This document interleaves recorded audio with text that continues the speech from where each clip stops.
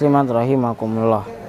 Sifat marah tentu tidak baik dan membawa pengaruh terhadap kejiwaan seseorang dalam mengambil sebuah keputusan.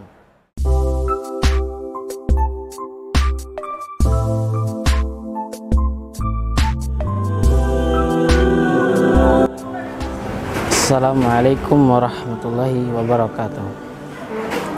Alhamdulillahirabbil alamin. Assalatu wassalamu ala nabiyina Muhammad wa ala alihi wa sahbihi ajma'in. Amma ba'd. Jamaah yang dimuliakan Allah Subhanahu wa taala. Dalam penggalan surat Al-Imran ayat 134, Allah Subhanahu wa taala berfirman, A'udzu billahi minasy syaithanir rajim. Bismillahirrahmanirrahim. Wal kaziminal ghaizi wal afina 'anin nas wallahu yuhibbul muhsinin.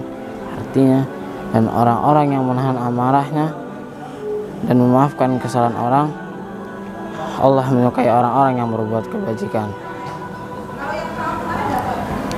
Ayat yang kita dengar tadi terdapat dalam Al-Quran juz keempat, tepatnya surat Al-Imran ayat 134. Ayat ini menerangkan tentang salah satu karakter orang-orang yang bertakwa, yang salah satunya mampu menahan amarah dan memaafkan orang lain. Menahan kemarahan ketika kita disakiti orang lain dengan cara tidak membalasnya. Tentu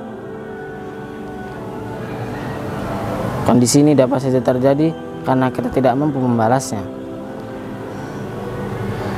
dan tentu masih menyisakan rasa sakit dalam diri kita. Maka tahapan selanjutnya Allah Subhanahu wa taala memberitahukan agar kita memberi maaf kepada orang lain, padahal kita mampu membalasnya. Orang yang paling tinggi adalah orang yang berbuat baik kepada orang lain dengan cara tidak menyakiti, baik perkataan maupun perbuatan, menyebar kebaikan dan kedamaian, memberi maaf sebelum orang meminta maaf, dan berbuat baik kepada orang yang pernah berbuat jahat kepadanya. Dalam ayat maka Allah golongkan mereka sebagai orang yang Ia cintai. Dalam ayat lain Allah memerintahkan kepada Rasulnya ketika menghadapi para penentang dakwah dengan mengatakan, jadilah engkau pemaaf dan suruhlah orang-orang mengerjakan yang makruh, serta berpalinglah daripada orang-orang yang bodoh. Sifat marah tentu tidak baik dan membawa pengaruh terhadap kejiwaan seseorang dalam mengambil sebuah keputusan. Rasulullah SAW bersabda, seorang hakim tidak boleh memutuskan perkara antara dua orang ketika ia sedang marah. Hadis riwayat Muslim. Oleh karena itu, ketika seseorang datang kepada Rasulullah dan meminta dinasihati, Rasulullah SAW menyabdakan, jangan marah. Dan diulangi permintaan itu beberapa kali, dan Rasulullah SAW tetap bersabda, jangan marah. Hadis riwayat Bukhari. Ketika kita terlanjur marah, Rasulullah SAW mengajari kita untuk berpindah posisi dan mengambil air wudhu. Hadis riwayat Abu Daud.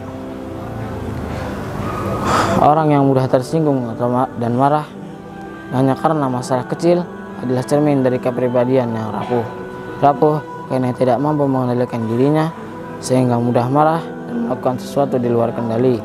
Rasulullah SAW menegaskan, orang yang kuat bukanlah orang yang menang bergulat, tapi orang yang kuat ialah orang yang mampu mengendalikan dirinya ketika marah.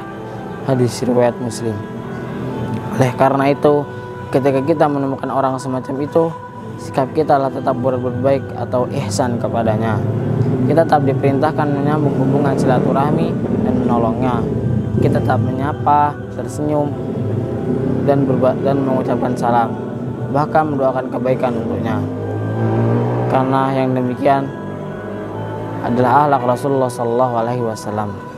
Jamaah yang berbahagia, jika ketika kesetiaan agama kita dihina dan kita diam, maka kita termasuk orang-orang yang menghina agama yang kita yakini kebenarannya.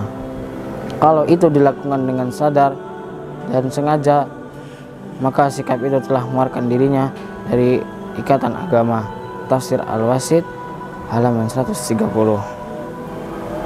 Sayyidah Aisyah radhiyallahu anha juga menjelaskan karakter Rasulullah SAW yang tidak pernah marah dalam hal yang berhubungan dengan urusan pribadi.